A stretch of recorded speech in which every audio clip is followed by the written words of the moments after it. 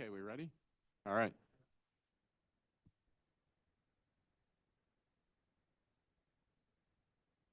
You ready? Okay, great. Okay, good evening, everyone. It is May 7th, Tuesday, 6:30. This is the time and place for our May committee meeting. We are meeting as a committee of the whole this evening. I do call this meeting to order. And before we get started on our agenda, I just want to announce publicly that the board met in executive session immediately prior to this committee meeting to discuss an issue related to an individual student disciplinary action and personnel matters. And with that stated, we'll move to presentations. Dr. Messinger. No presentations, but would like to welcome Dr. Bastek Jones tonight to the table. Dr. Reist is hearing his son sing a solo at a concert tonight. Okay, great.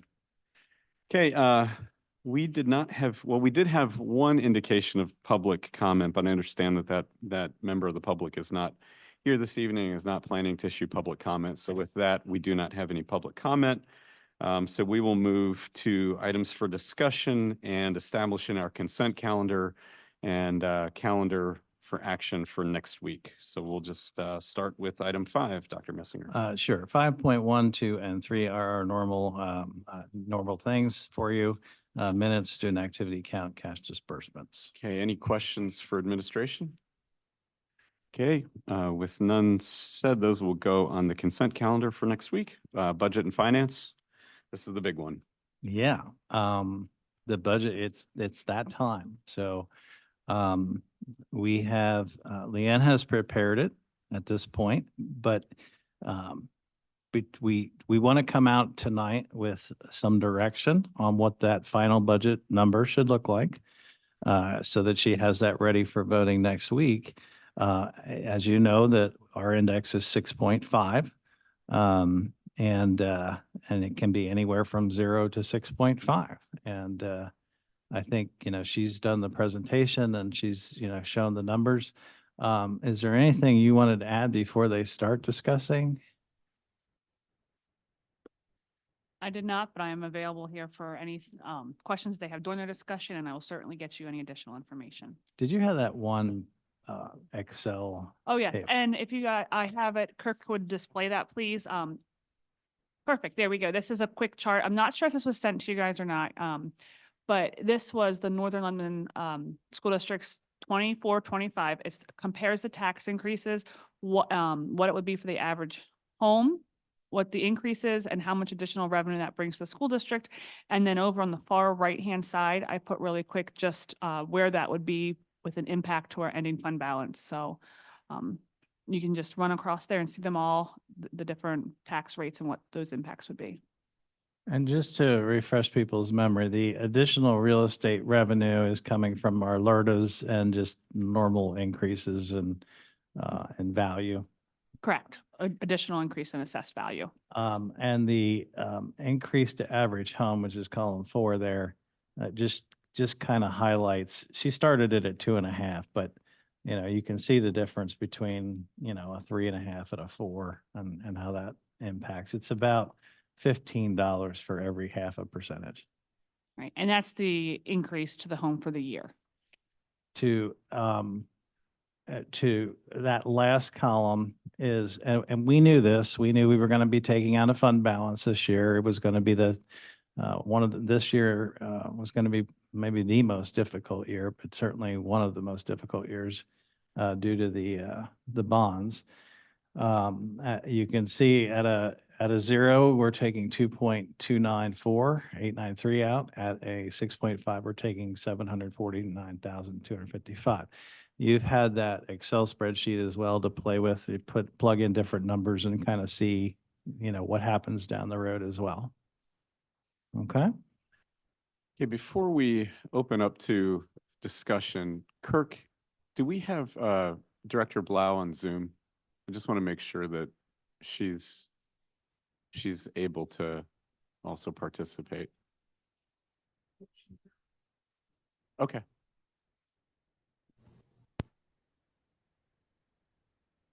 I'm here. Oh, okay, great. Okay, good. Okay, great. Okay, so I do want to have an open discussion on this. This is an important issue. Procedurally, what I'm hoping to do tonight is to establish what we think the agenda might look like for next week. And we're going to have this on discussion for next week. So my initial proposal is that we will have, as the first item and discussion for voting next week would be the index increase at 6.5%. And then we can sort of try to figure out tonight if we want to have other items, different increases to vote on. But my intent would be that next week we first vote on the index. And if the index passes, then there's no need for us to then discuss and vote lower increases. But we'll start at what we imagine might be the top increase, and then we'll just go from there. So with that said, open discussion. Any thoughts that the board has regarding proposed increases? Any thoughts or interest in at least tonight establishing other levels for voting next week? Is that clear? Make sense? Okay. Floor is open. One thing I will add, sorry, Gary, I didn't think of this when you asked me, was we did get our homestead money back in, which is the relief for all the taxpayers. And I did want to add that we did receive an increase from the state for that, which was the entire amount is passed directly on to our taxpayers. And that amount that will be an additional relief to them is approximately $34 per home. Okay. Homestead. Just a point of clarification, up on that spreadsheet where it shows our balance that would end at, 749 in the hole, that does not include the carryover that we're bringing, correct? No, that will not be our ending fund balance. Our ending fund balance is approximately, it's going to be around 13 or 14 million dollars because of the sale of the buildings. Include that. That is just the impact to it. So we'll be reducing, according to our budget right now, we will be reducing that ending fund balance by that amount.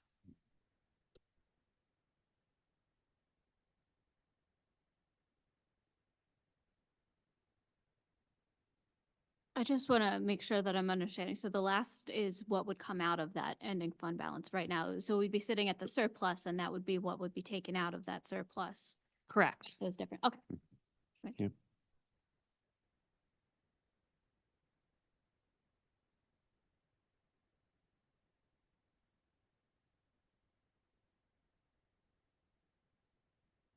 So as far as extra rates, are we ever going to talk about maybe cuts as far as budgets before we do a 6.5%? I think 6.5 is a little high. I think some of those people from last year are hurting. I think the increase was too much with everything going on with inflation and their lifestyle. So I'm proposing maybe a 0 with a 2.5 cut under my proposing.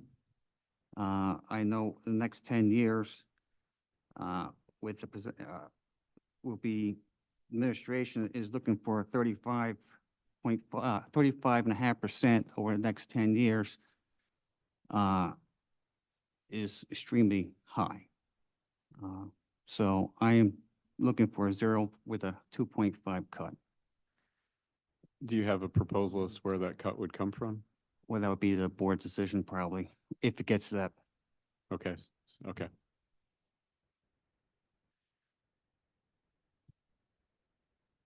I did run some numbers on something like that. And I think, personally, my biggest concern about doing anything like that is that over the long run, we begin operating on a deficit and we start drawing from the fund balance.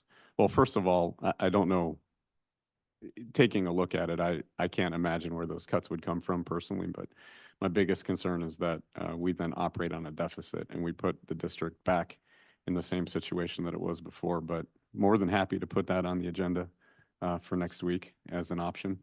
That's one of the options. Yeah, understanding that if the board does approve a tax increase that's above 0, then we wouldn't get to that vote, but more than happy to put it on there. Can I just, let's ask Leanne about what, I'm just trying to think through multiple proposals and how many budgets you have to prepare here. Because she has to turn around by really 24 hours and then put this on just due to timing, get this on. And like, for instance, okay, let's just say 2.5 million. I mean, for us, that means positions, as you're not going to get to it without positions. So we have to start thinking about that. And then making the appropriate cuts within, while we wouldn't need to identify those positions by next week, we'd have to put it, what would the work be for you in terms of getting to the different points? Do you mean, so preparing a budget with a $2.5 million cut to it and a 0 tax increase? You're asking me how much work that would be? Well, I mean, in general. So, okay, we know 6.5 and we can say 0. I'm just trying to figure out what a rational number is for Leanne to prepare, because all of those things require us to Correct. go back in and decide what, are we taking away certain things out of athletics? Are we taking away certain things out of, from the textbooks? Are we taking, where are we taking that money from? In terms of the budget proposal. And so I don't, all the numbers that are up there, we're hoping to avoid a budget for every single one, every single one of those. Obviously. Those numbers, all I did was decrease or increase the revenue. The expenses remained the same. If we're talking about a $2.5 million decrease to this budget, I would say, and you want me to prepare that for next week, we need to sit here and I have a list here. I need to have significant cuts given to me. We need to talk about how many positions that's going to be. We need to talk about what are we taking from athletics. We need to start speaking about what are we doing with our buildings and grounds? Are we doing bare minimum, keeping the electric on? Those are the type of decisions you're going to have to make for that drastic of a cut. Now you can do a 0 and take 2.294 from Correct. fund balance. That is doable for me if that's the kind of budget we wanted to put forward as a board. Yeah, since we are discussing, a potential lot of work here on that, and thank you, Director Moyer, for the suggestion. I think it's a valid discussion and concern. I think the best way to proceed here is if we have if we have a handful of directors that are interested in pursuing that, then I think we can ask Leanne to do that work. So I would just, softly poll the board here as to whether there's mutual interest to have a 0% with a $2.5 million cut presented for next week. And if, again, valid point, but if we don't have at this point in committee enough folks that are interested in pursuing that, then it probably is not work that we need to put the staff up to. So I would just softly poll. I mean, if you think that that's a direction you think that this board needs to go next week, please speak up as well. Can you hear me? This is Martha Yes. Blau. Yes. Hi, I'm sorry, I didn't want to come across if it's too loud or not. I do remember last year when the budget was being discussed and they raised it about 6%. They were saying that it was going to prevent us having to raise taxes like the following year. They went 6 instead of 4 because it was going to help us in the future with taxes. So I definitely think that people are looking for a low number because I feel like a lot of people felt they were promised raising it so high last year, it was going to look somewhat better this year. So I would be interested in looking at the lowest we can raise taxes. And just to be clear, I think when that was discussed, and I think we are there, I think we'd be talking about much less until we decided to go ahead with the renovation of the high school. The 2 bonds that have been added, which are a total of Oh, we did 2 $15 million bonds for the secondary one, and we have a third one. annually in terms of budget impact. Oh, sorry, we're at $5.5 million for bond payments each Okay, year. the addition of the Yeah, but the addition of the renovation. Oh, budget to budget, we are at $1.5 million additional bond payments for next year from this year. Right, and then, and we have another one coming next year. Correct. Which is gonna take it to 2.7. Additional, yes, our total will be almost 7 million. That's the piece that was not at the time a part of the discussion, I think.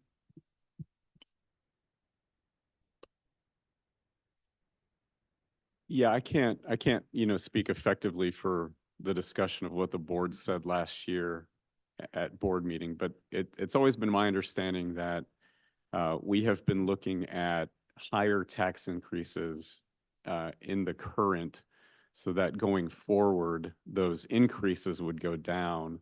From my perspective, it's always been an anticipation that I think tax increases are probably the reality going forward. And I think, again, this is my 5th year on the board. I think looking back, there was a period of about 20 years, sorry, give or take a year or two, that the district did not raise taxes at a competitive level to match inflation, to match other things. And we were operating at a significant shortfall and deficit. And I think, I've said this every year for the last 4 years, that it's an unfortunate situation that we are in a place where I think we need to increase taxes at a higher level. I was not anticipating an index of 6.5 this year, and I think my recollection of last year is that we were anticipating an index of somewhere around 4.5. And when we got 6.5 from the state, from my perspective, it puts us, it's not something any of us want to do, but it puts us in a situation where in the upcoming future, we're going to be able to move those increases to a much lower level and then sustain those increases at a lower level going forward. But, I'm really sensitive also, Director Moyer, to the competing inflation and costs that everyone has, the individual impact on homeowners, the individual impact on small businesses. But Director Blau, that's my recollection, is that the idea was not necessarily that we would raise taxes last year so that we wouldn't have to do it this year, that we could immediately go to a lower number, but that it puts us on a trajectory to be able to do that. But point well taken, that 6.5 last year going to another 6.5 this year is consecutive high increases. But I do think, looking at the numbers that Leanne gave us on the Excel spreadsheet, it really does set us up, I think, for the immediate future to start making those meaningful steps going down.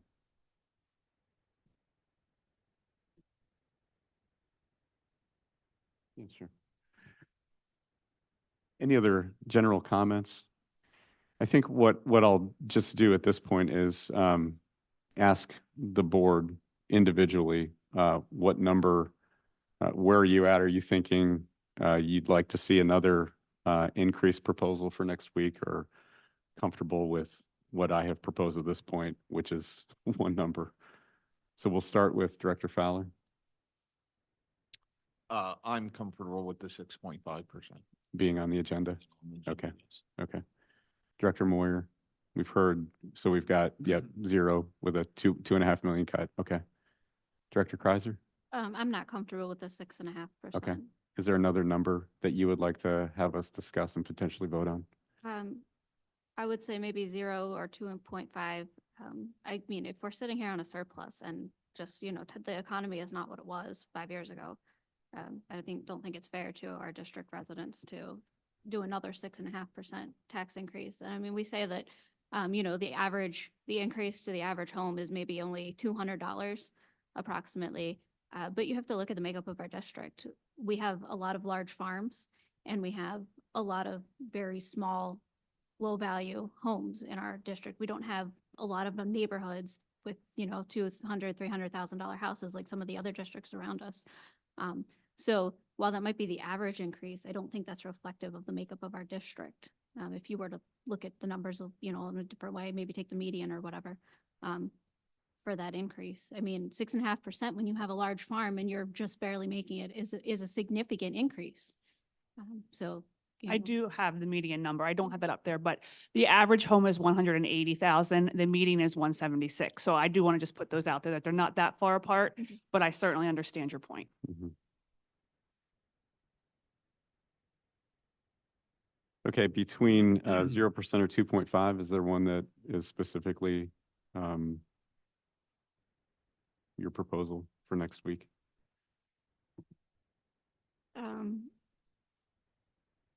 I guess 2.5. 2.5, okay. Okay, thank you. Director England? So I'm fine with the 6.5. I feel like for the reasons we've discussed, looking at the big picture, setting us up for success, I think it's needed to get us more competitive with the other districts. Director Klein? Yes, I'm fine with your proposal of 6.5% on next week's agenda. Director Murray? I do have Oh, one sorry. thing to say. Even though we have a surplus of fund balance, we are going to have to go into that in the next couple of years to pay off the bonds. Mhm. And that's an $8 million, approximately $8 million. Well, we're going to need to go into it when we finish the high school renovation because we cannot borrow enough to pay what we've already committed to with the construction crews. So we do need to borrow approximately $5.5 to $6 million Yeah. just to be able to pay off what we've committed to with our contractors for the high school renovation. And as we saw with moving into elementary school, there's just, when you move back in, there's also small incidentals that come along with it, like buying the furniture down at the field house, just small things that we needed that, pop up in the budget for the first year or two that you're not expecting. So I imagine that Right. some of those will also dip into that.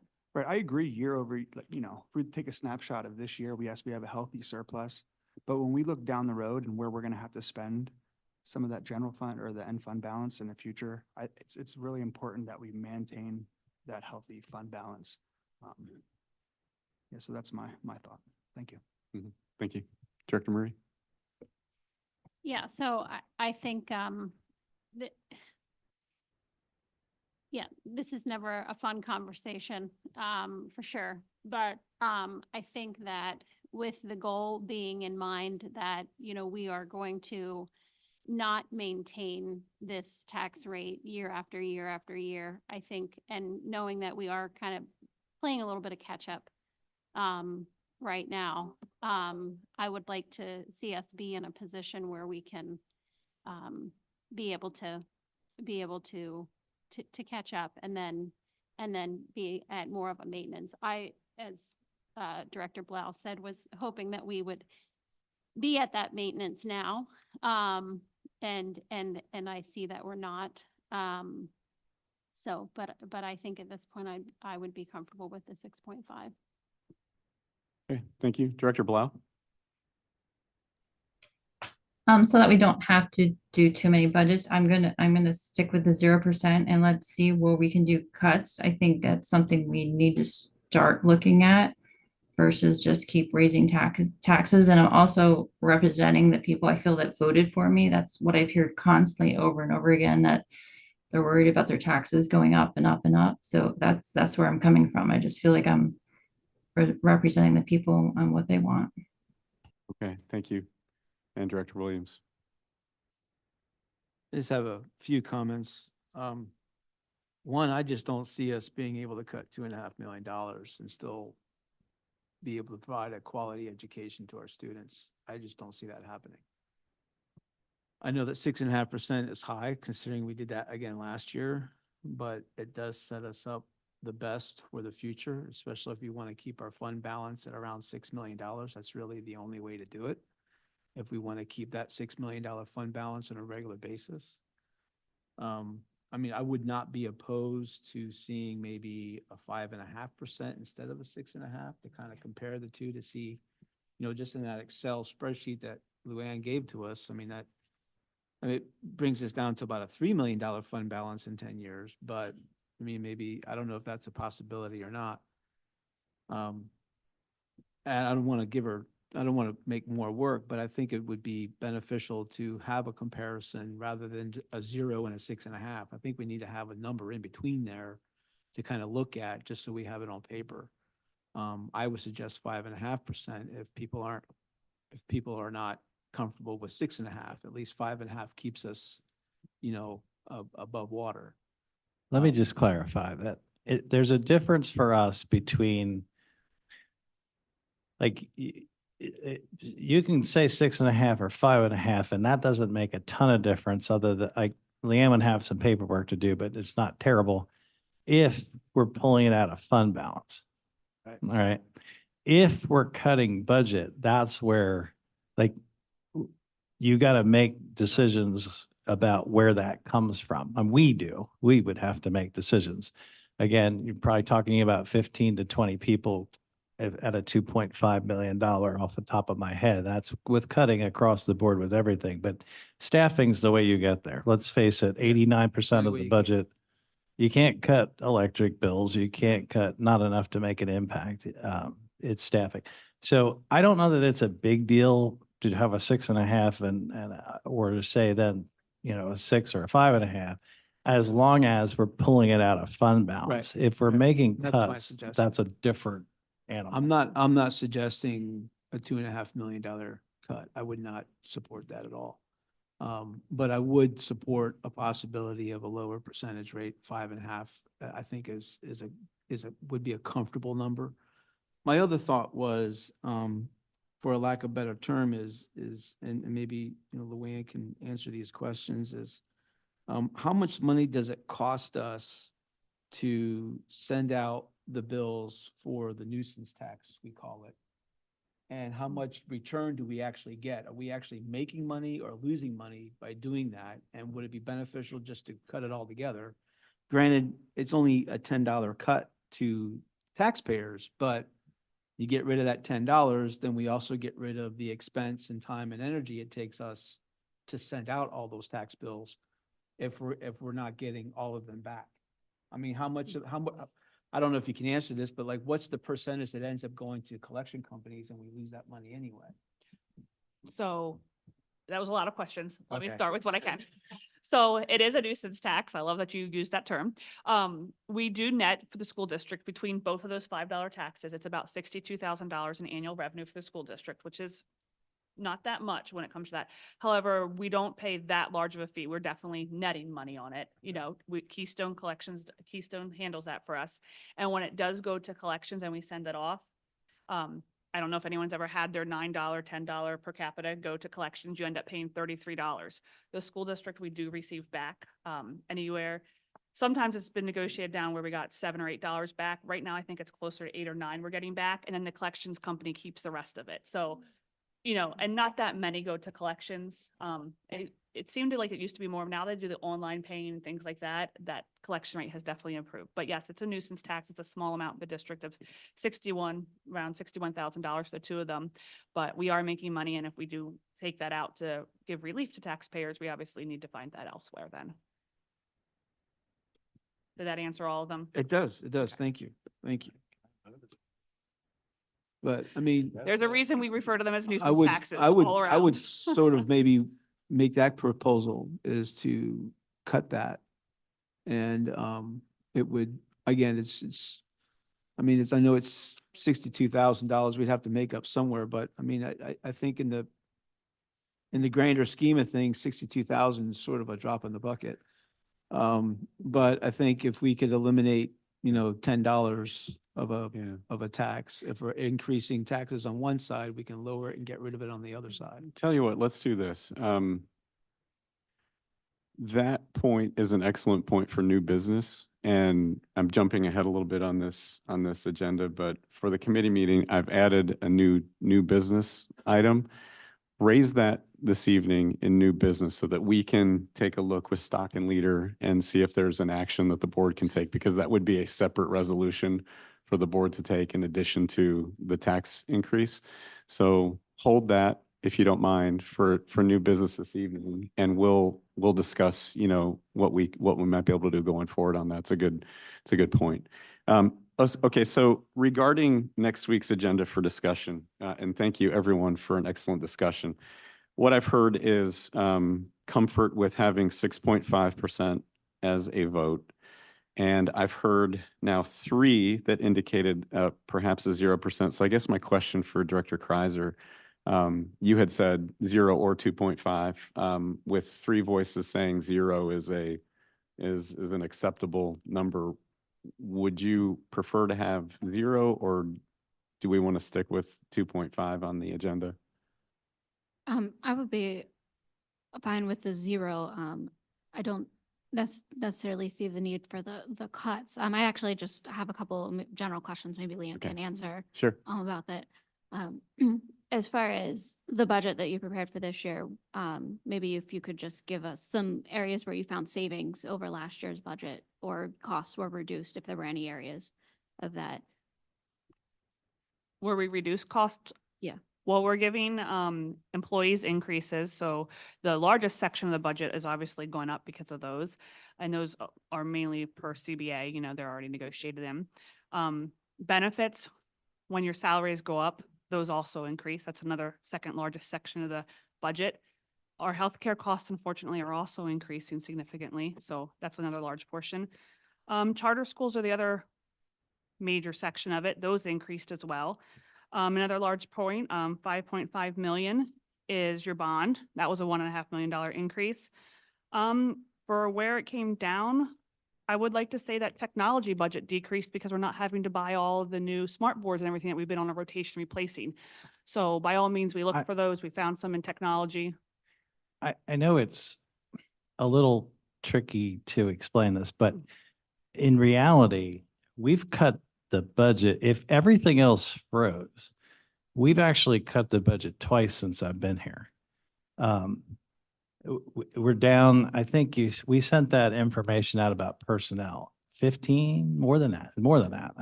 I can't remember, but Like I think we were up to over 180 and we're at 169 now. For so some of the 21 positions. positions we've cut out of the budget. In terms of other costs, we've tightened up some of the things. The problem is, if you look at our entire elementary school supply budget, for instance, it's about $90,000, somewhere in that neighborhood.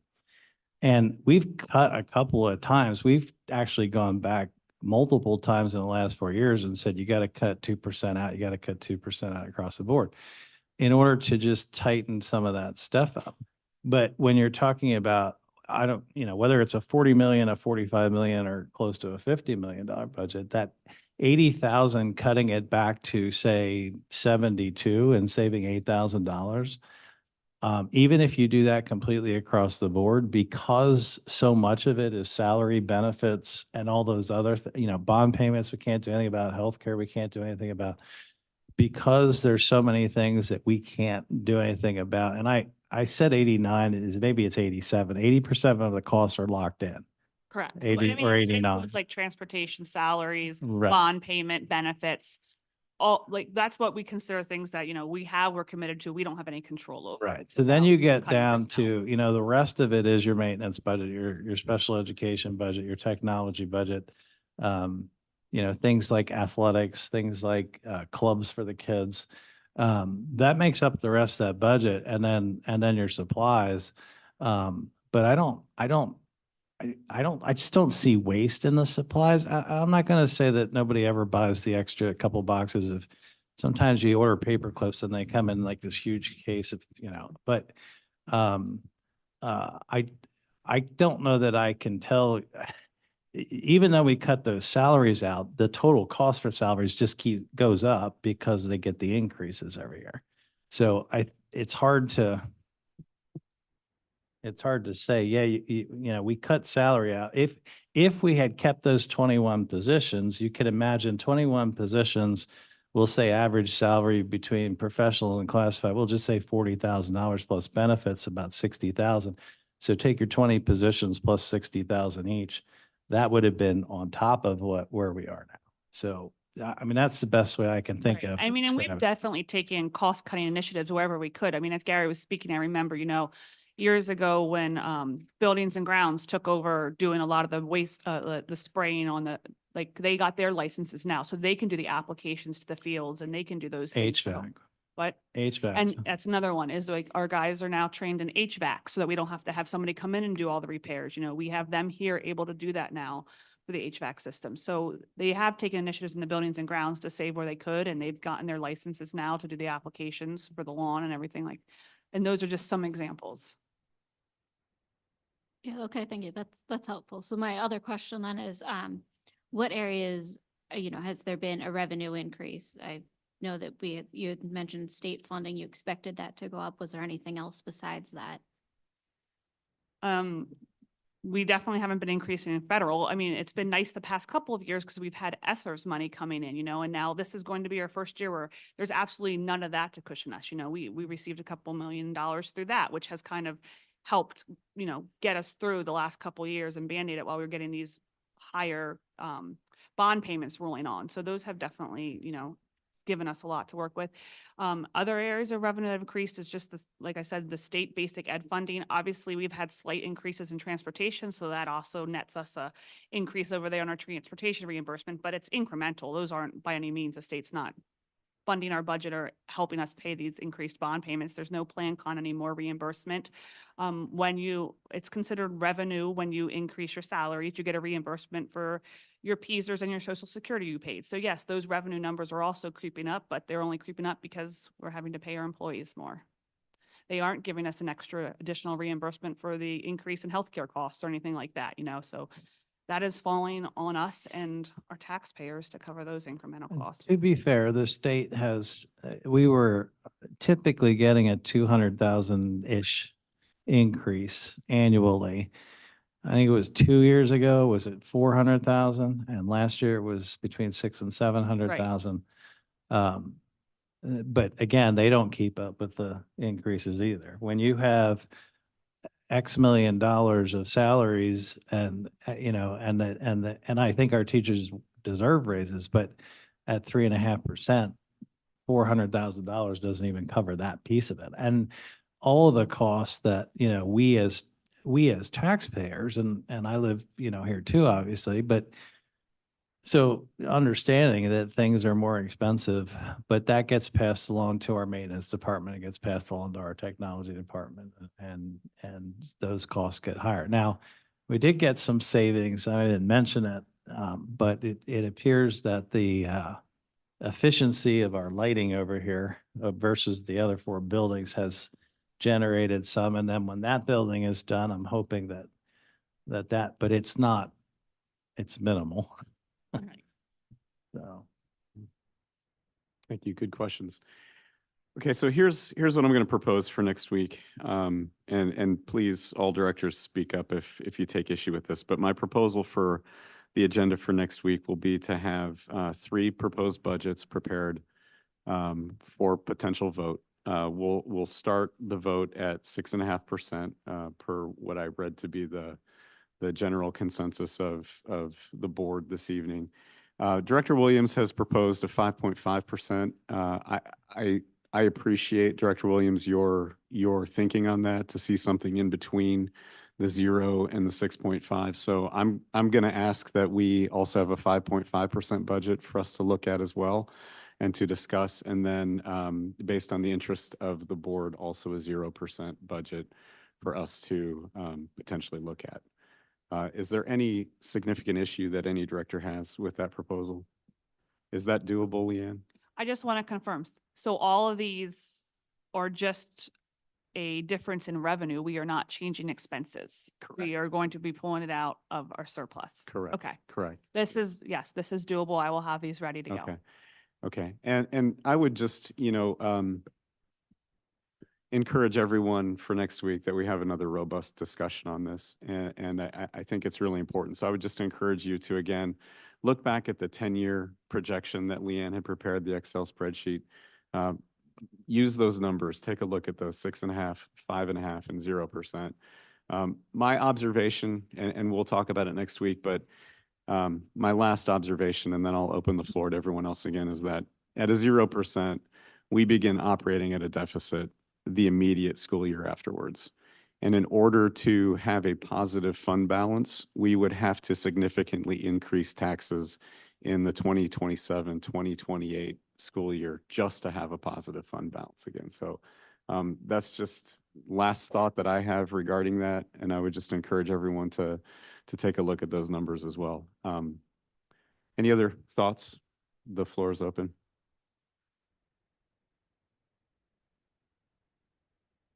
Okay, hearing none. Thank you all for the good discussion. Again, that will be an item for discussion and vote next week. Very important item. We'll move on to the CTC budget. Yeah, it does. We always get this in May, before our budget's finalized. And, Leanne already has it in the budget, their increase for next year, but all their budget information and their synopsis is listed there for you as well. Any questions? Okay, we will keep that on the consent agenda then. 6.4. 6.4 would be the election of officers for CCC, and they are listed there for you. Our own Dave Klein is the treasurer. Okay. Great. Any questions? Okay, that will remain on the consent. Did you have something, Director Williams? that was 6.3, right? The officers. 6.3. I'm sorry. Yep. I missed one. Okay, thank you. Yep. 6.3, 6.4, the IU 13 agreements. 6.4 are our annual IU 13 agreements that we have with them.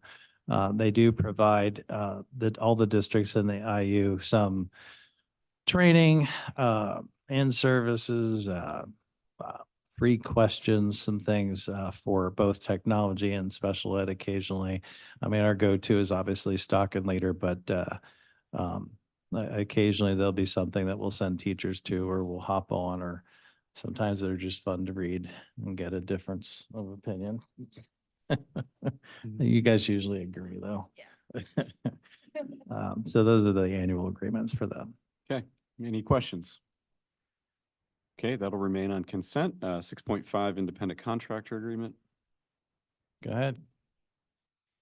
So this is our contract with Billings Bilingual. They do a translation for us of the student handbooks, any sort of agreements that we have online, and then special education paperwork when we need it. We use them a lot in the beginning of the year, and then throughout the year, it's like 2 or 3 times. Okay. Any questions regarding that item? Is that multiple languages, I assume? No, he only does the Spanish translation. If we need another language, which we have not, but if we need another one to interpret a meeting, we use a different service. This is just for documents. Okay, thank you. Good question. Is there any look into AI to use them for translation service? Not yet. I've heard of schools doing that and Yeah. having good success, so I don't know if it's something we Yeah. can look into in the future. I get a little nervous with that, but yeah, I think it's less editing if you have somebody else do all the work for you. yeah. Do you happen to know on average how many hours they spend on this work during the school year? I mean, maybe 20 hours, if that. It's not a lot. Okay, great. Okay, any other questions? Okay, any desire to move this to discussion, or are we okay with it on the consent?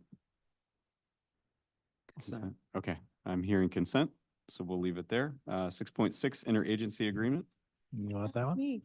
So we met with the Child Advocacy Center of Central Pennsylvania, and they offer, they're a nonprofit group. They work with students who have experienced trauma, and it's just a way for them to communicate with us if a student has been seen in their center, so that there's just the same amount of care given, and the student doesn't have to recount the trauma over and over. So once we have this, they would come in and do a training. I would appoint a team of people from the district, and then it would just be continuity of care.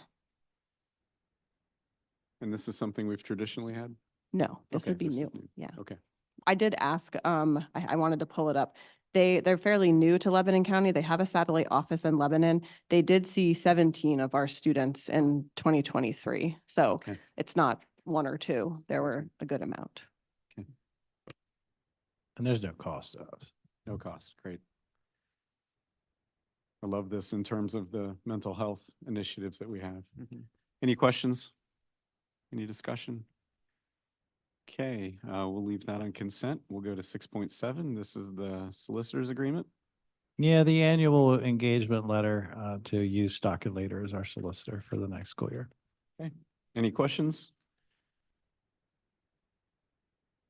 Okay, we'll leave that on consent as well. 6.8, what are we on? 6.8, the CTC agreement?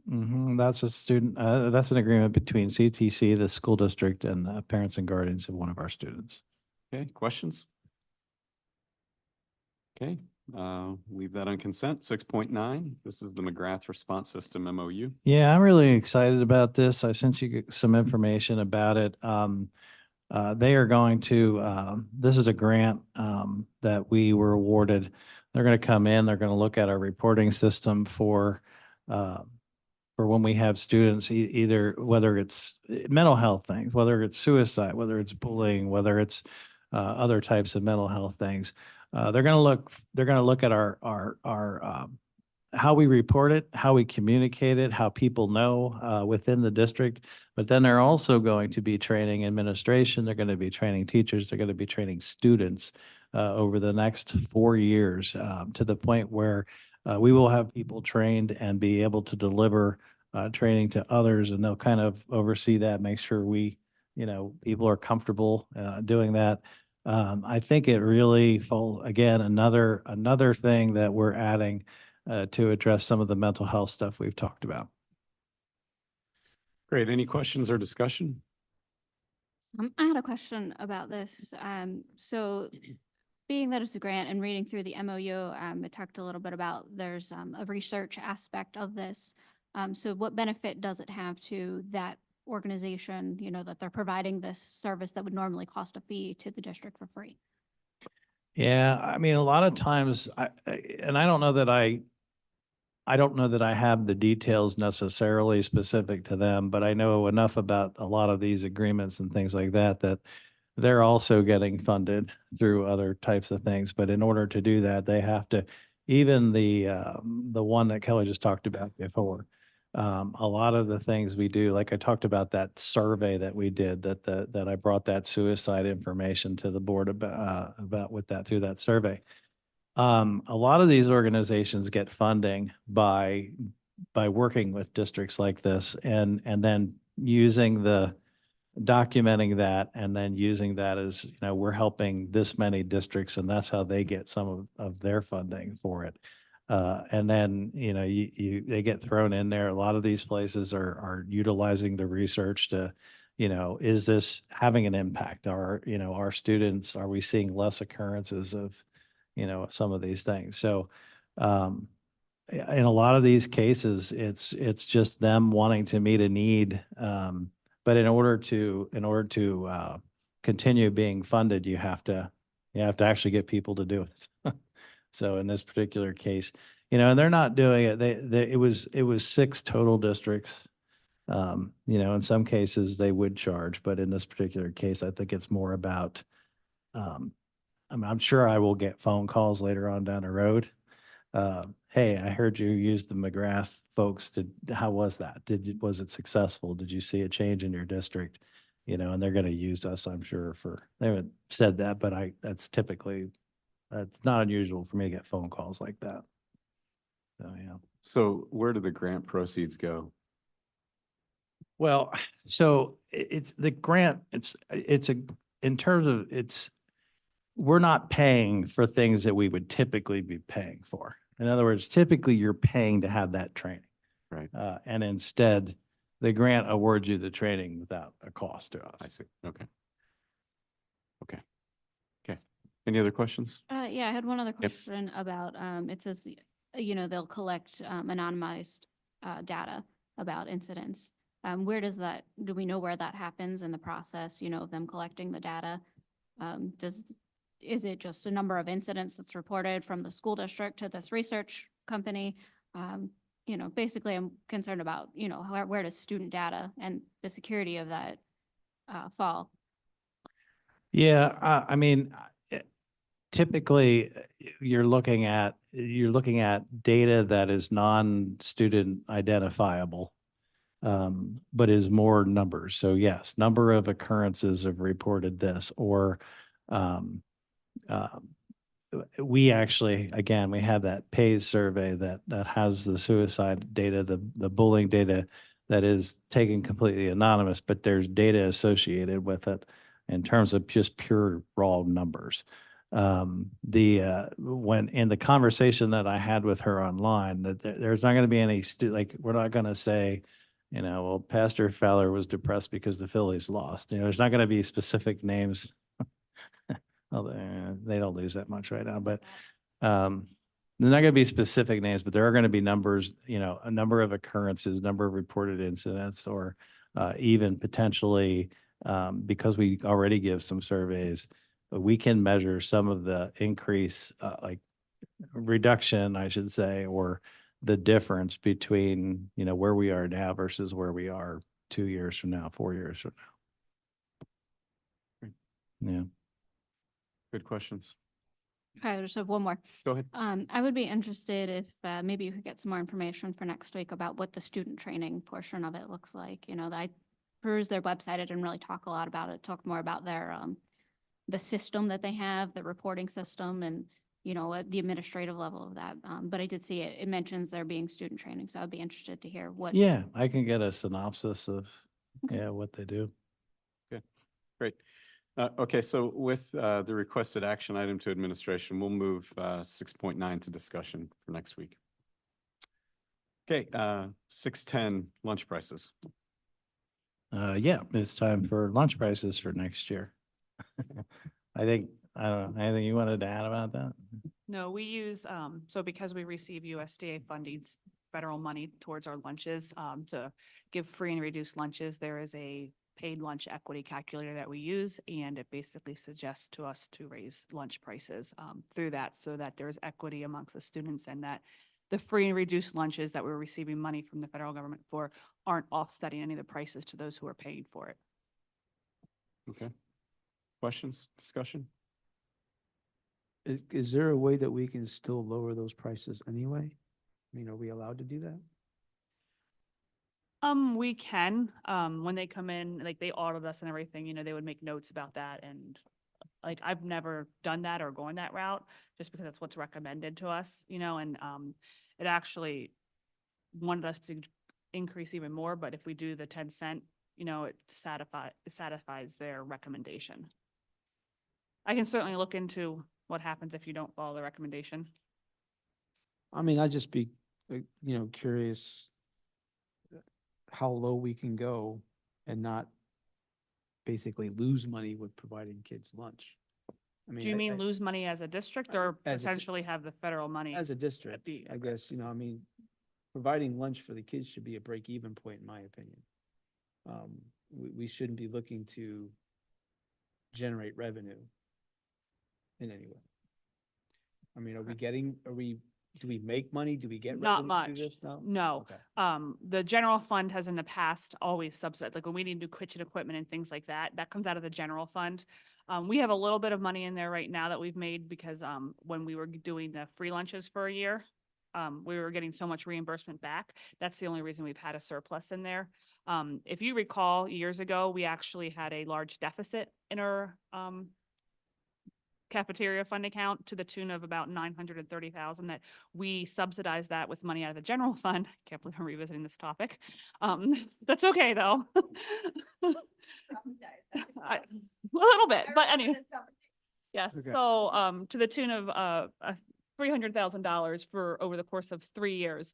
And we made the last payment from the general fund over into, and this was all in accounting, to the cafeteria fund. I believe it was the first year Gary came on. So that was all done. And now we've kind of just been riding even in our cafeteria fund. I certainly don't want that to happen again. I'm just Yeah. curious if there was a way to lower the prices and still be at a break-even point.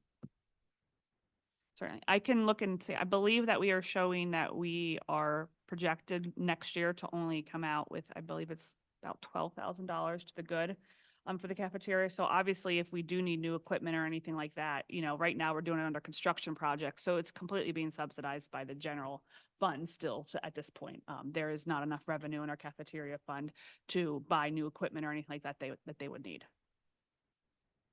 So while I'm saying it's making $10,000 or $12,000, it's really not, because the general fund is covering all of their big expenses. Okay. Okay, would you like to move that to discussion? I don't know. Okay, all right. What's Okay. what's the It is my increase? question. What's the increase of the lunches then from You said 10 10 cents. correct? cents? It's 10 cents to each. I agree with Director Williams.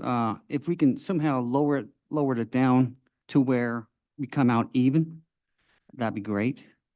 Again, 10 cents more. You're asking another 6.5% increase. That's just more money that the other community and parents need to dish out. At least I'm thinking, I could be wrong. 33% of the students now already receive reduced lunches and free lunches. Am I correct? Correct. So again, Director Williams is, I think, we should try to lower it down as much as we can to help other parents as well. So I will move it to a discussion. Okay. No, I don't know that I have anything to add. I think that, I don't know what 10 cents gets us in terms of overall. We'd have to do some math. No, just that I think one of the things that we had done as a district is never, ever have any money for any type of capital projects. And yes, we are okay on kitchen equipment at this point in time. And the stuff over there will be replaced in the renovation. But if you have to buy a new oven, or you have to buy a new mixer, or you have to buy, I don't know, Any of this stuff. whatever I else mean, in they the buy. past, we've had to use general fund money to buy when they needed new pots and pans. And by all means, we're not breaking even because like I said, the general fund would subsidize any large purchases on it. And also, please remember that the amount of money, when I said we were quoted to be making about 12 to 14,000, so that's considered a guarantee from Nutrition Group. This year, they are writing us a check because they did not reach their guarantee of making money. So we will be collecting that from them. And then also, we have catering revenue that comes in by having events here and things like that. So the catering revenue is actually what makes the money for the district. By no means is the school district making money and coming out on top on these school lunches. Yeah, I would suggest with the things that we have to buy, whether it's trays, whether it's paper, napkins, whatever, that ultimately we're losing. If we listed all of that stuff and we listed, the income that we're actually losing money, it's just if you just look at the lunch prices and forget about any extra costs, then that's where we have $10,000 to $12,000 of revenue. Correct. And in the a la carte, the money that comes in is the a la carte, which are the optional things for the students to purchase, like the Swiss teas and things like that, is where the money is, if there's anything extra is coming in from, and the catering events. Having said that, I'm perfectly willing to run the numbers if I think. Oh, yes, I will gladly run the When I say numbers, me, and I say 10 mainly. cents isn't going to make or break it, so. Okay. Yeah, great discussion. We'll definitely move that to discussion for next week and vote. Okay. Thank you. Okay, 6.11 Constellation New Energy Agreement. You got that one? Are you asking me? Sure. So this is our agreement moving forward for our electric. We have used them for the past 5 years, and we were locked in at a really favorable rate from back in the 18-19 time frame. So we will be having an increase. We purchase about half of our electricity through using this agreement with them. We tend to use that more in the winter and the summer when it's the drastic prices in electricity is what we do. And then we kind of roll in the market for the spring and the fall. And we were at a 0.0, so like a half of a cent. We're going up to like 1.4 cents now in this new agreement with them. And this relationship was established many years ago before I came with Constellation for gas. We rolled it over to electric in 18-19, and this is just a continuation with a new price. They are no longer willing to honor at that same price for another 5 years when it ran out. Did we explore other providers? So the IU has one as well, a consortium there, and I can certainly go out and get their prices on that. It's not, I don't believe it's a 5-year lock-in, which is what I had liked for budgeting purposes, but I will certainly explore that and bring those numbers back. Yeah. Yeah, for agreements like this, I mean, obviously, long-term agreements are the best if we can get them. based on the locational marginal price, I think we'd be looking at on average about 6.9 cents per kilowatt hour, which is fairly competitive. I think we might be able to do better. I don't have major issues with 6.9 cents. I think, you can get a slightly better price for the home, but I think it's decent. We do live in a shopping environment though, and I think it'd be good if we could maybe take a look, especially if they're not willing to extend the price we're currently paying. Right. That was a 5-year contract that's expiring and When does it expire? June, the end of June. What was it? It was good. You got locked in a pretty good. It was really good. So she had sent me, we were going from, like I said, like it was before they have all, you must have a much better understanding of it. I This is looked what at I the do graph. for a it living. really- Yes. Unfortunately. So maybe I should have called you in for Yeah. this, but it was 0.05 and we're going to Yeah. 1.4. Yeah, right. So it's an additional adder. Can the IU do, they don't do a 5-year though. I can certainly ask them what they're willing to, go with us for. I can give them a call and see. I just knew that last time when I explored it, I preferred to be able to lock in for the longer time. In your opinion, I guess it would depend on what that rate would be, but if we get those, you can help us with the length of term at that value versus, Yeah, I can't do that in the capacity as an attorney, but I can certainly look at it. I meant, as a yeah, school as your, board yeah, director. Yeah, Mhm. yeah. okay. But yeah, again, like I said, it's a competitive rate. I just wonder if there's another option. Absolutely. Okay. And I'm sorry to spring that on you today. I should have asked you before. We'll move that to discussion then as well for next week. Thank you. Okay. We will then go to 6.12, transportation agreement, another big. Yeah, we issue. talked about this a lot and sent some information. This is, as you know, DB Fisher is being bought out by Christ Transportation out of Punxsutawney, right? Mhm. Yeah. And just fun fact, my grandparents lived in Punxsutawney. I used to spend 2 weeks of summer there, but never saw the groundhog. That's pretty much a done deal. They are in the process of offering drivers employment for them. They have to fill out all their paperwork and go through all the clearance process again, but they're trying to make that as easy as possible. This agreement was what we had when we made this agenda. There has been 3 minor changes that when it says subject to final solicitor approval, those are now done. I Or learned we have of one PDF paragraph. Today, and actually while I was here, I looked through that and sent you back some procedural cleanups just to keep the language. And then there are Okay. like 3 items that I need to follow up with you on tomorrow. Okay, Okay. so we're, None of them are game changing, just things that we want to make sure we're really, really clear on. Okay. so we're on the So it's tail really end and we'll put the final version up before Friday, obviously.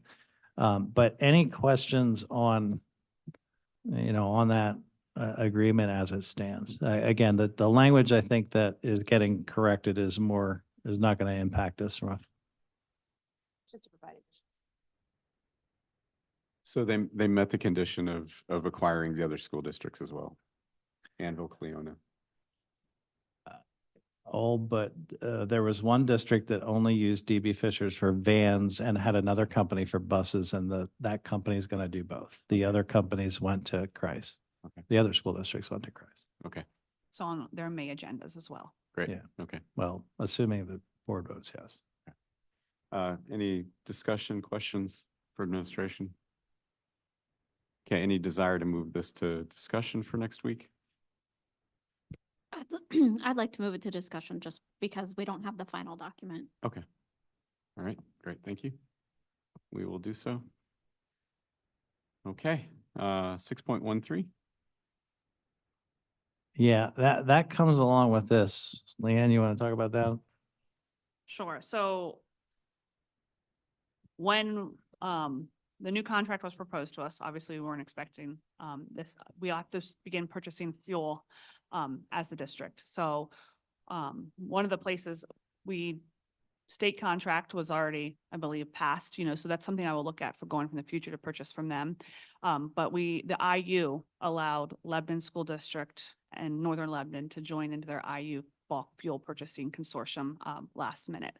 So this is the agreement to start working with them, and we are working with DB Fishers to get numbers. We do have to provide, what our estimated fuel is to them to purchase. So we are working with DB Fisher and Christ to get those exact numbers. We have to provide it in, diesel, and what octane we need of regular gas. So we're working on all those details, but this is just saying, yes, we will be participating with the IU and giving them notice that we would like to join. Okay, questions? So is this an added expense? So, This bulk fuel yes. procurement program? So some aspects of this contract with Christ are new to us financially. So the daily minimums increased and they added some overages after 5 hours. However, when it goes over what we are getting, like we would get more back from the state than what we would pay, we now get to keep that. We didn't get to keep that with DB Fisher. We used to have to pass that along. And they are asking us to buy the fuel, and we get the fuel tax-free. So it's at a lesser value than what you pay when you go to the gas pumps. And then also Christ is paying 50% of the fuel up to 90,000 gallons. And after 90,000 gallons, it falls on them to pay for it. And DB Fisher was providing that in the past. Yes, DB Fisher paid the fuel. So that's when we went over the reimbursement amount, they got it. We had minimums, no maximum. It all went to DB Fisher. Now we have minimums, and that's what we pay. And then any extra that we get back in state reimbursement, we'll be keeping. There's going to be an increase next year. However, I don't think it's going to be larger than what we would have expected anyway because of CPI. It's just, it's going to be different, and I don't think it's going to be that high of an increase though, other than what we were expecting. Yeah, at one point, it was going to be about $600,000. And then there was quite a bit of negotiation back and forth. We weren't willing to do that. So we've gotten it down a considerable amount to what would have been pretty close to what the increase would have been had DB Fisher continued. Thank you. Do you know if we have any facilities that consume fuel oil? Do you mean like our buildings? Anything? We used to participate in the IU bulk fuel, for fuel oil previously, because Jonestown used oil and was it East Hanover, Lickdale. One of them did. Fredericksburg was on gas. Years ago, used to be fuel oil. Is that what you mean? Yeah. Right. Because it's usually used for. We don't need it anymore for Right, either of correct. these locations. Correct. I believe Lickdale does, because we had one of them I had to put fuel into now, because we delayed settlement, so. Okay. While you're on that, you want Oh, yes, I can certainly go in there. If you also noticed on the Constellation agreement, there's still Lickdale and East Hanover because we still own them, so the accounts are still there, so we received that electric rate. But they are coming to settlement on June 26th. So just in time for a fiscal year, East Hanover and Lickdale will be sold, and we will no longer be having to maintain those or keep those on the books. Okay. I don't believe I have a major issue, but would you be able to provide, I don't know if we can get the answer to this. Does this agreement require us to pay the cost of fuel oil for other participating entities? It's not clear on the agreement itself. I'm just curious. I mean, if all we're buying is gasoline and potentially biodiesel, I'm just curious if this requires us to contribute to the cost of other school districts purchasing fuel oil. I don't believe so. We are given a rate for the fuels, and that's what we have for the entire, that was another reason I like this. It's for the entire year, we get that locked in, Okay.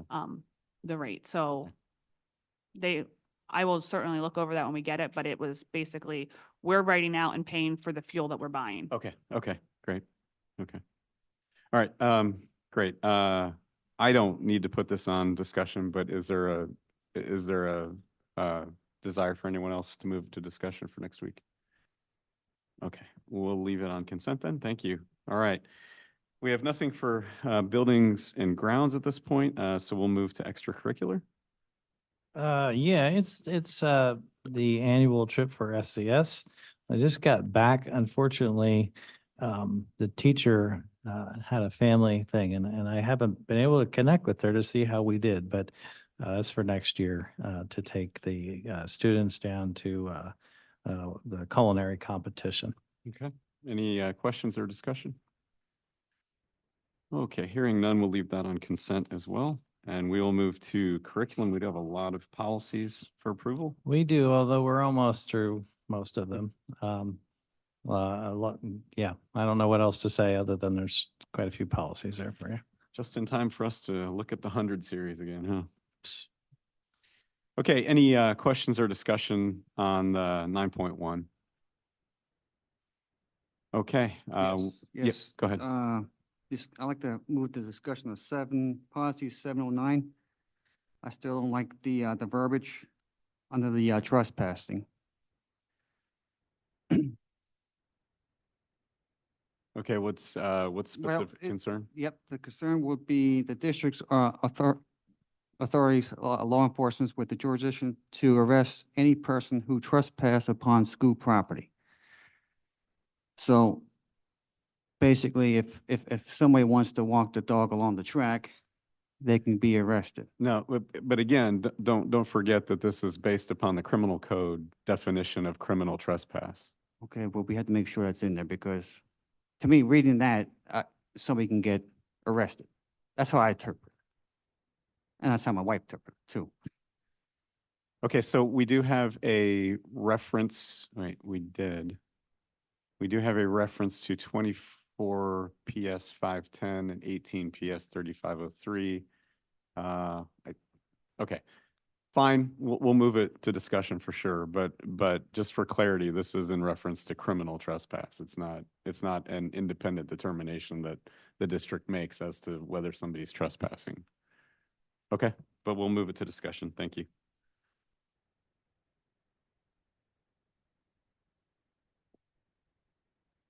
And we'll provide clarity. I know that we discussed that in Well, we took away the time frame Yep. because that was a little bit, I don't know, there's just a lot of things that come into that.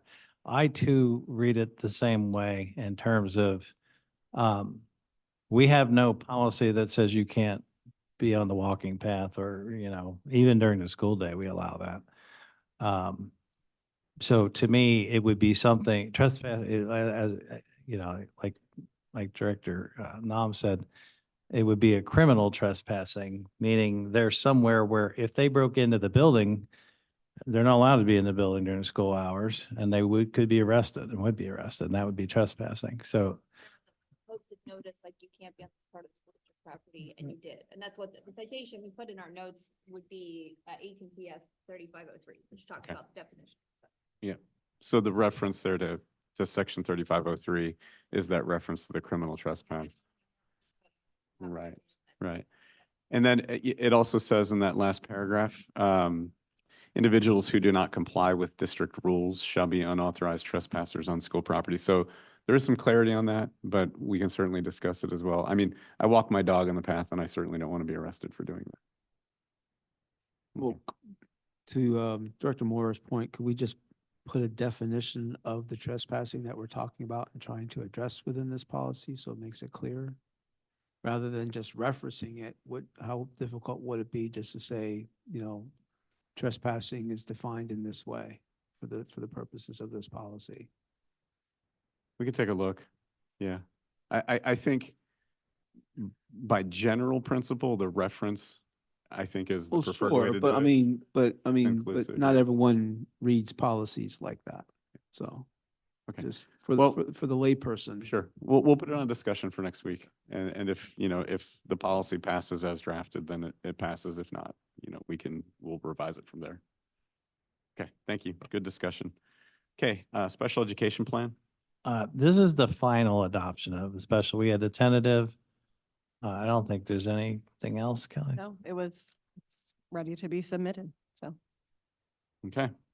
Any questions or discussion? Okay, we'll leave that on consent then. And then last for 9.3 is the diplomas. Yeah, this is your 140 seniors that will be graduating in June. To include one nom. Any other families graduating this year? Anyone else? Nope. Okay. Great. Discussion or questions? Okay, we'll leave that on consent as well. Thank you. Okay, human relations. 3 substitutes that came our way here toward the end of the year. Okay, questions, discussion? Okay, hearing none, leave that on consent. 10.2. 3 resignations. The one of note we'll celebrate later. But Pat is calling it a day.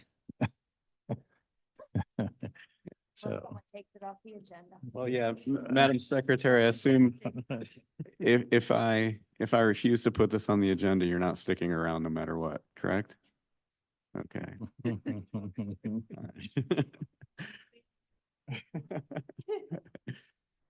Well, that's an item I'd really prefer not to have on the agenda, but congratulations. Yeah. Any questions or discussion on resignations? Okay, we'll leave that on consent then. 10.3 employment. all right, we're starting to look at to interview and then hire for next year.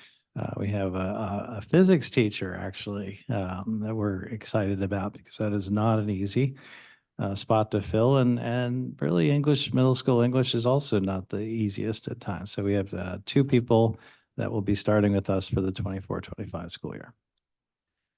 Great timely hires. Any discussion, questions?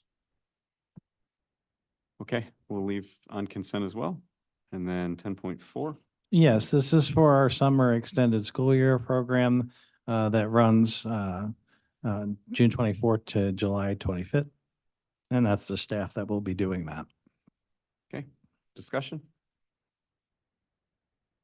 Okay, we'll leave that on consent as well. 10.5. It is time for our annual treasurer to be appointed. Leanne's been doing that and at the whopping salary of $0. I recommend we put her in that role again. Okay, questions? Okay, we'll leave that on consent. 10.6, PSBA delegate. We need to serve to approve a PSBA voting delegate. Pat, what did they get with that? Do we just have 2 people? Is there a ballot that goes along? Do we have a ballot for that, or Oh, the delegate, that's different. Yeah. Yeah, I'm sorry. he gets to do that? Oh, you get to do that. Yeah. Yeah, so let's figure out tonight, is there any interest in anyone serving as a PSBA delegate? We get, what did we say, 2? 2, we get 2. Any interest from directors for fulfilling that role? Director Williams has volunteered. Okay, any others? And Director Blau, I'd defer to you if you'd like to do that as our PSBA liaison. But if not, I'm more than happy to appoint someone else. Yes, I can help in that manner. Okay.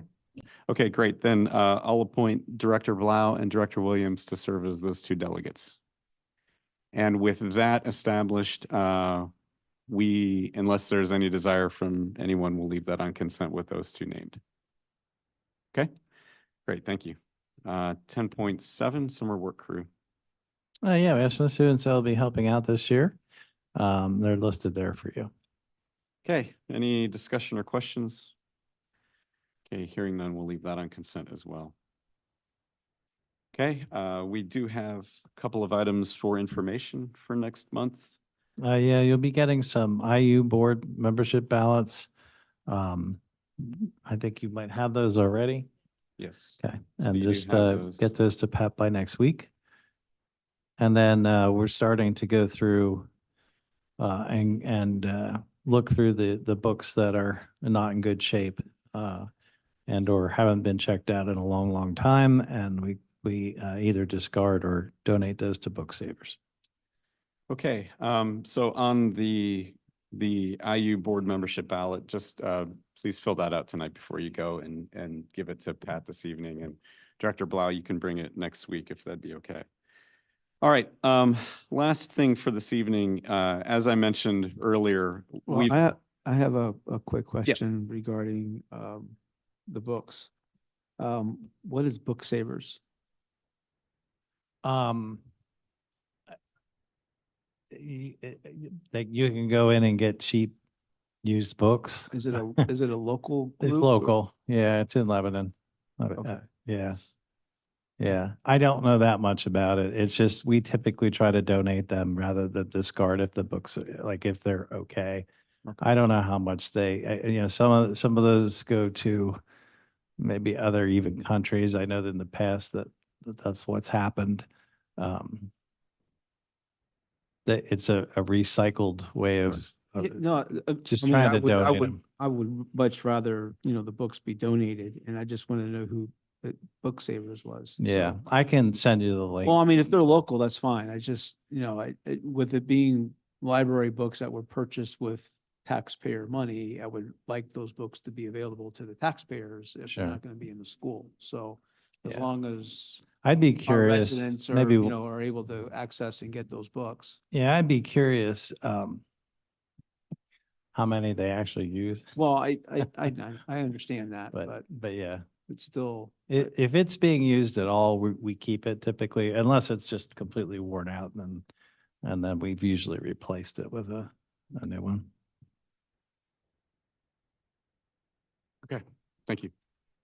Okay, so last item for this evening, as I mentioned, I've asked the secretary to add an item for new business for the committee meeting. I think, as directors, it's important for us to be able to bring items of interest to the board, to the district, to the community. There has not been, a really clear method for doing that, and we've sort of stumbled through some of that process before. I think the best way going forward that we can do this is in committee. We've got new business items that directors can bring, items of interest. We can discuss it in committee to determine whether there's action that the board can take at a regular meeting in order to perhaps vote and take action. I think that will provide a more clear process for us as we wrestle with some of these issues that we deal with. I've already been made aware in the last week or two that two directors have issues of new business they'd like to bring up, and Director Williams, I've asked you, to hold that one issue as well. So going forward, we're gonna try this method, and that gives us each an opportunity to fulfill those important roles that we have of bringing things before the board. So first of all, I know Director Klein, you have an item of new business you wanted to share with the board. Yeah, thank you. So I would like to, I'll start off with this. Every year after the winter season, sports is over, the debate arises and articles come out about the public versus private school championships. It happens like clockwork every year, because what happens is predominantly the private schools, they have no boundary, and smaller public schools, much like ourselves, have no chance. So every year this debate arises, but this year it actually has some traction to maybe do something a little different. The reason we're all lumped into the same championship is because PIAA points back to an act in 1972. And PIAA won't change it until legislature goes back and fixes the legislature. So anyway, recently, House Bill 1983 is currently in the Education Committee, which would pave the way to split the championships between public and private. There's a big unfairness equation with that, because private schools have no boundaries. We do. They often have the best equipment, the best coaches, the best connections. Kids want to go there. It affects the smaller schools. Schools like Reading, Cedar Crest, the big schools, there aren't huge private schools, but there are a lot smaller ones. So it's not an everybody issue, but it's a smaller school issue. But I would like to ask the board if we would be able to support that House bill by resolution. And resolutions are mostly ceremonious stuff that gets entered into our minutes.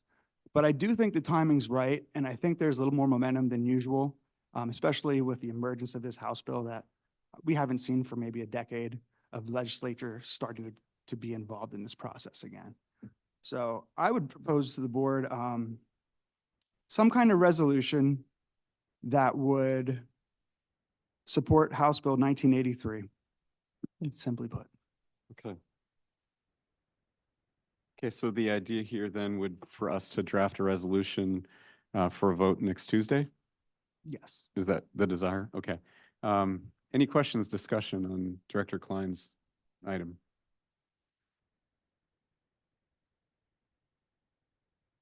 Is there a collective interest among the board to pursue such action, at least for a vote and discussion? Yeah, I would be interested in Yes. pursuing that. Mhm. Okay. Okay. I'm seeing a lot of head nods. So what I think we need to do, because we need to have this drafted by the end of this week so it can go on the agenda. I think, and I'll defer to Director Kreiser and Director Klein as to whether you would like to take a crack as our legislative liaison to take a crack at drafting that resolution for the board for next week. Does that sound good to both of you? Yeah, I'll get with Director Kreiser and we can work it out. I would like to add our representative, Russ Diamond, is a co-sponsor of this Okay. as well. Okay. So if we ever make a resolution or we adopt a resolution, hopefully it would be conveyed to those sponsors to let them know that we support them. Okay. Then, yes, yeah, I think you had indicated that you had found some. I found some stuff Okay. online. I could send it to the. Okay, so here's what we'll do then. I'll form a committee to draft this resolution with Director Klein as chair, Director Kreiser as member of that committee, and also be a part of that committee too to help. So the three of us can work on that. So we'll have a draft by Friday. So it'll be on the agenda for next week. Yeah, thank you. Okay, great. Good. Thank you. One thing I did want to mention, I do appreciate Director Moyer. I know you've got an item of new business as well. I do appreciate the heads up that both of you gave, and I would just ask as a courtesy before bringing new business to the committee meeting, just let Dr. Messinger and me know in advance so that we're prepared for it. Helps the discussion. Okay, thank you. Director Moyer, you had an item of new business as Yes, well. I would like to put on the agenda the bullying and cyberbullying. The reason, we're starting up a new committee Thursday, superintendent. I'm looking forward to it and find ways to combat this. According to McGrath, this background information, approximately 25% of middle school and high school students report being bullied each school year.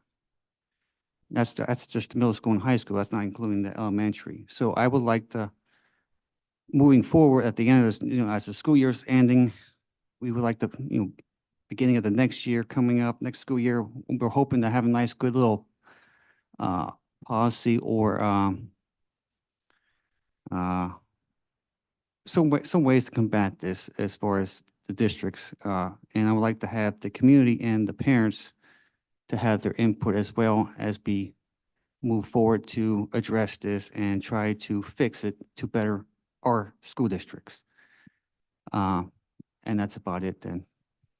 Okay, so is the request and proposal then to review policy 249 and augment it and address? Well, that it? was the original, and to at least revise it or take a look at it and see how we can better it, see what was working, see what was not working, see what can be inputted better for our school districts. But I'd also like to have the community involved as well as an input, as Okay. an extra guide.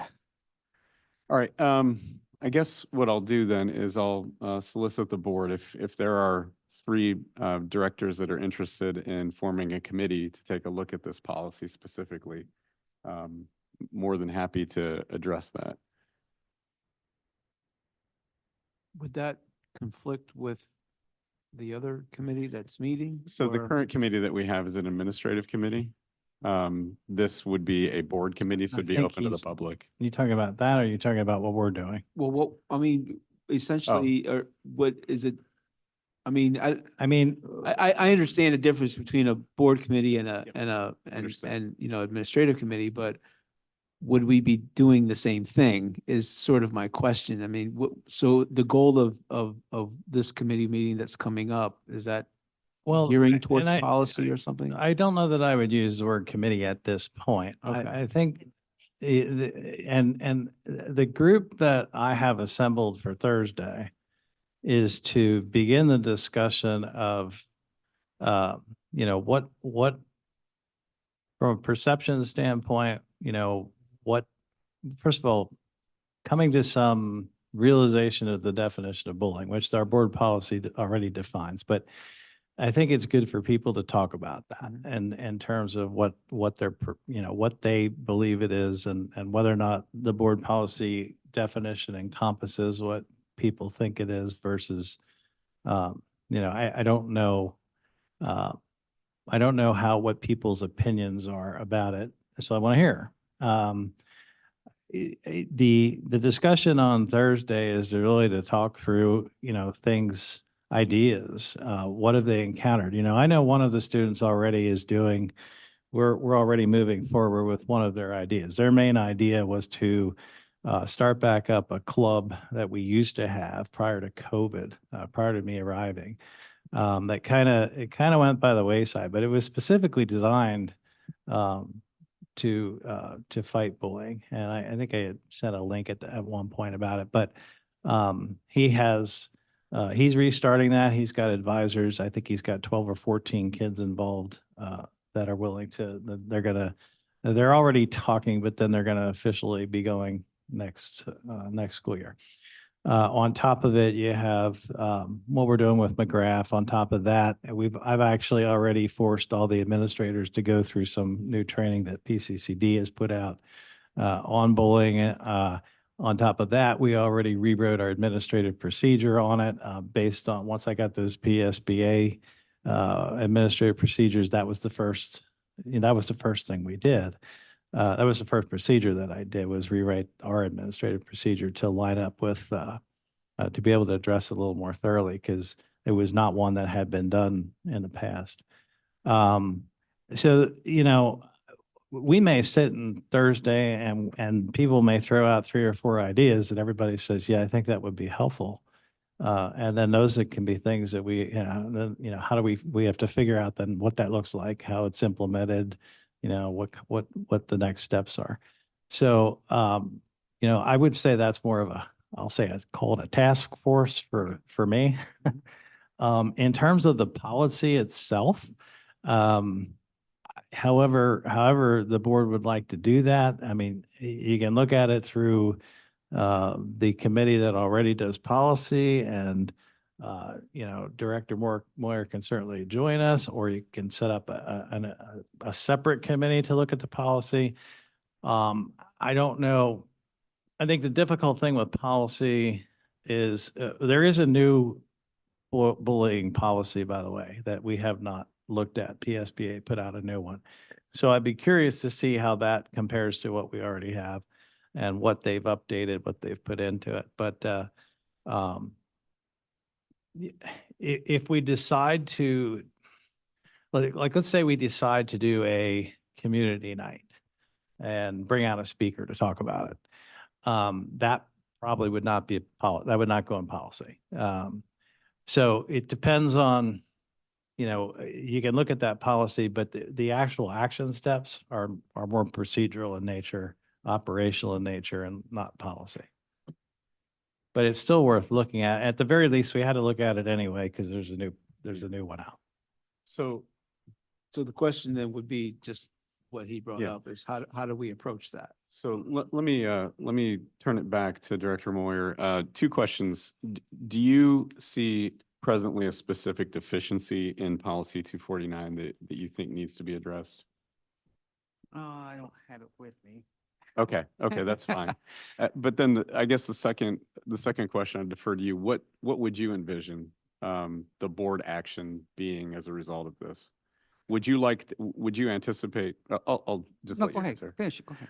Would you anticipate the board convening some sort of public policy meeting to review the proposed PSBA policy after completion of this community gathering? Would you envision just an independent look at the policy, or would you like to be a part of the administrative policy committee that meets?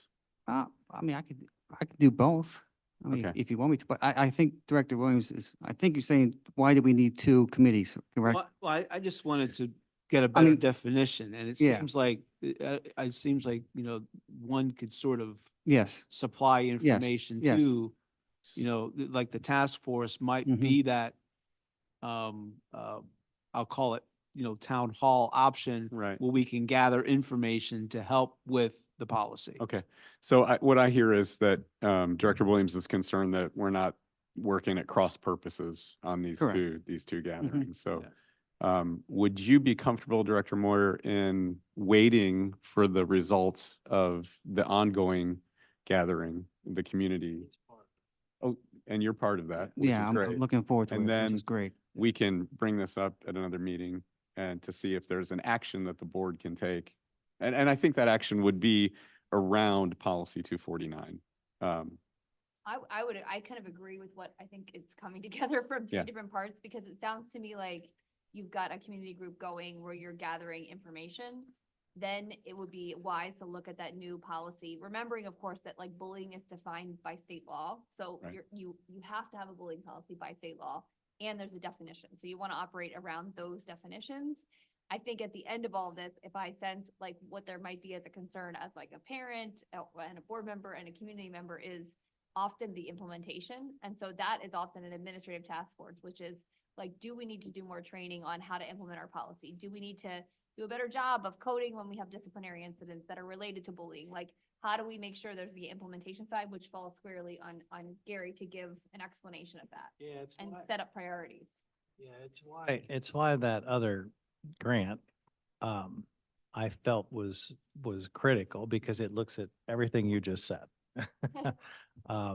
And the coding of it, I can't tell you how important that is, because it really, when you talk about the definition of bullying and you talk about how it's persistent, and it occurs multiple times. I can't tell you the amount of times where, you're contacted as an administrator and the terms just used, it's not that whatever the student did is wrong. It's just the term can be used incorrectly at times. One incident on a bus that never happened before and never happened again, it isn't necessarily bullying, but that is a term that I think gets used. But I think, to be truthful, I think one of the downfalls of school districts as a whole is the tracking system, the coding of it, and understanding, being able to pick up the pattern of what, if it is one student to another student that is repetitive. And that's why I'm excited about that company that's coming in. That's part of it. It fits in with, I mean, there's a lot of like legal analysis behind this relative to bullying in areas of protected classes, but the ability to identify code, figure out what policy you're working under, have appropriate documentation of how you address that, and then the action steps to end bullying. And when you look into the definitions of bullying and cyberbullying, you'll find that while it requires a specific pattern of repeated conduct, there are also ways to address conduct that is repeated, but perhaps from time to time becomes like a balance of the evidence, where one person is saying one thing and another person is saying another thing. And there are aspects of that policy that give administrative discretion to make decisions, but those decisions are only as good as how well they're documented and how consistently they're implemented. And so like all the things Gary's describing is like legal best practices when you're dealing with bullying that could impact protected classes or might just impact regular kids. Yeah, I think the other thing that goes along with it that we haven't really talked about, and it needs to be talked about, you don't have control unless it filters over into the school environment. What goes on online at home on people's individual devices, we don't have control over that. And there is a lot of the problems that occur are through social media. And so while we can't necessarily do anything about some of that, what I do think there's an educational component, and I think that's one of the things that the group that I'm bringing, and that group could evolve. Like I have a couple of people that have said things to me over the years. So we have a couple of people that are going to get it started. We might have some others. We might wind up with a group that focuses more on elementary and a group that focuses more on secondary as we continue discussions. But we've got to bring in proper use and the dangers of social media into some of this discussion because it is playing a huge impact on mental health.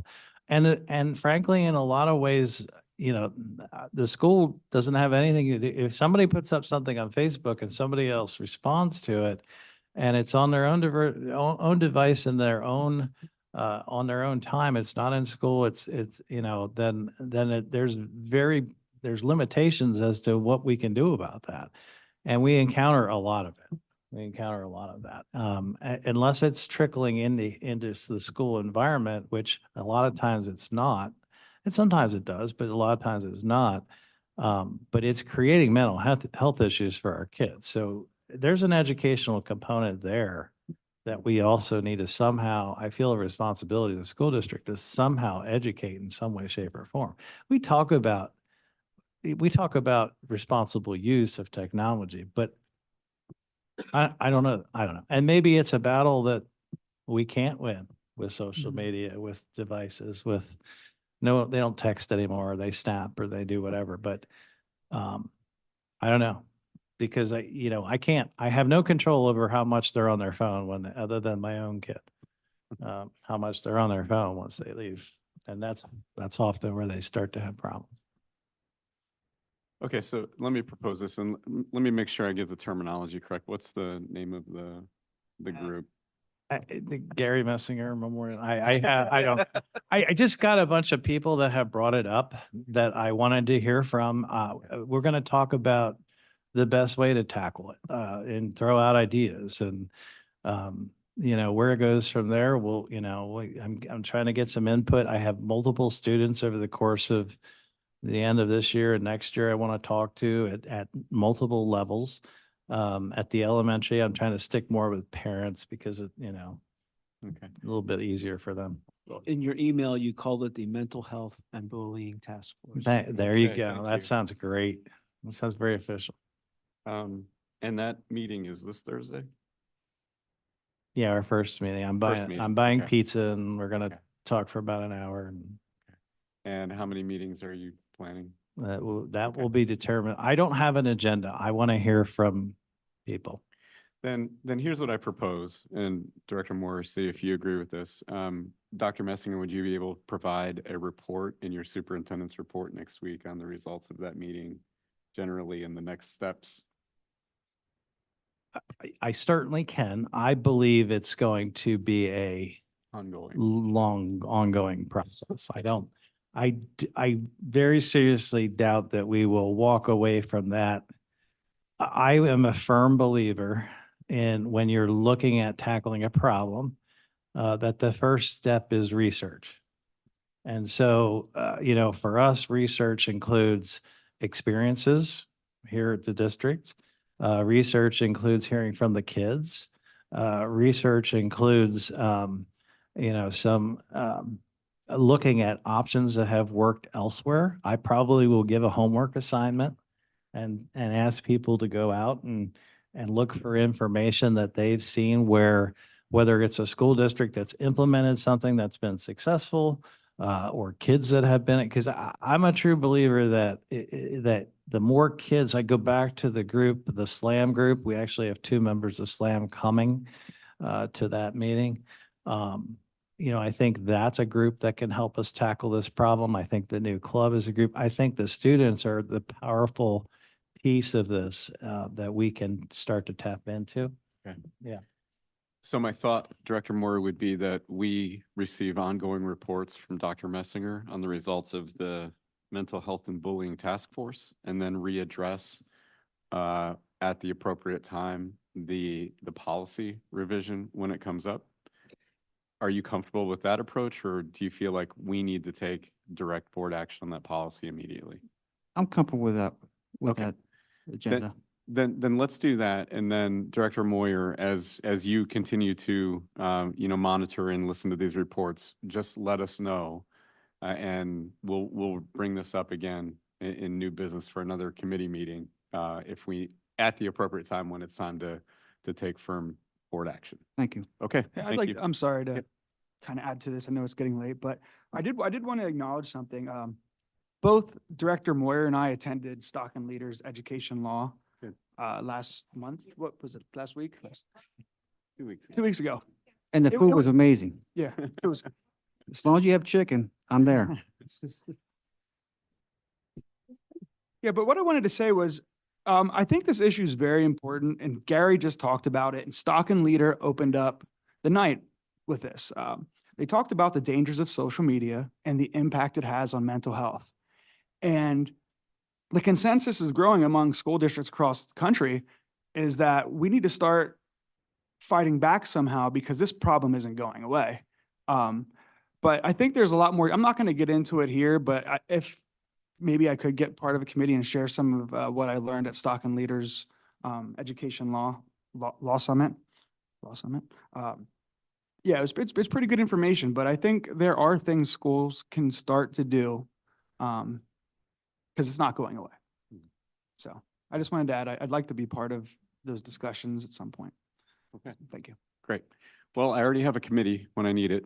I've got 3 directors that are basically volunteered, so thank you. It is a critical issue, and for legislative monitoring, there's a bill that's being introduced at the General Assembly now on statewide ban on cell phones in public schools, so that's also something for us to closely monitor. And after that conversation, and you guys are educated on that piece, if there's any interest in participating in some of the things that are moving forward to address those issues legally, we just got some additional updates this week from the national law firms that are handling some of that. So just connect with me and I can get you connected, or we can have a conference call to sort of talk about next steps. Okay. That's still moving and attracting a lot of attention. Does that have any support? I think it was just introduced last week, so I don't know. Yeah, it hasn't even actually proposed Right. it. It was just Oh. discussion about it. Okay. But I think they're drafting the proposal Yeah. currently. So. Yeah. Okay. All right, great. Thank you. Thank you for raising this important issue. Okay, last item of new business, and I appreciate everyone's endurance this evening. Director Williams, you had a suggestion back in our budget discussion, and I'd like to hear a proposal if you have one. Yes, I'd like to propose that we eliminate the per capita tax, the two per capita tax of $5 each. I don't know if I'm wording that correctly, but I know there's a per capita tax of $5 under the authority of section 679 of the school code, and a per capita tax of $5 under the authority of section 511 of 1965. So I'm proposing to eliminate those 2 per capita taxes. Okay, great. Is there collective interest in us pursuing, at least looking at that issue for discussion vote? Seeing a lot of head nods. Okay, great. So we need to establish first what would be required. We need a legal analysis from Stockton Leader. We'll need business office. You'll have to provide us some analysis of what that would look like, and you have a lot on your plate for this week. Yes, I'll pull the revenue for you. I will also pull our agreement with Keystone to see what we're paying for that to get you guys the net difference there, as well as how much we've been pulling in the delinquent from Okay. the ones that have gone for collections. Okay, great. Is that something you'd be able to provide for the agenda next week? Excuse me. Yes, I'll get Okay. that for you guys. And then for the solicitor, is that is something, okay, I'm already sending an email now to loop in Dave Jones. We've worked with other districts to assist with eliminating per capita tax, and he, I think, has resolutions and advice on the best way to do that. He might tell you that like it can't happen this year, but it can happen next year. He'll talk about timeframes and notices and all the things that you have to do. But I will email him right now. Okay. He's on it. great, thank you. So we will go ahead and plan for an item on next week's agenda, depending upon input from the solicitor. If the solicitor indicates that that's something we can move forward with on a vote next Tuesday, we will do so. Okay? All right, very good. Anything else to bring to the board? Okay, thank you everyone for great discussion. I know it's a long evening. We'll have another long one next week, but appreciate everyone's input. Thank you all. This meeting is adjourned.